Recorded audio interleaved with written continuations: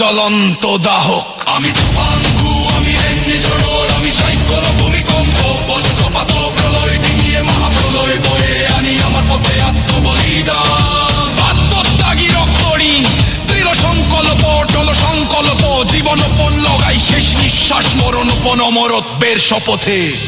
আমি অমর হয়ে জাগ্রত মানুষের নাম বয়ে আনি। আমি মুক্তির উন্মাদ চিরনির্ভীক, অত্যাচারীর খরক নরক নিভাতে অশান্ত দ্বীপ।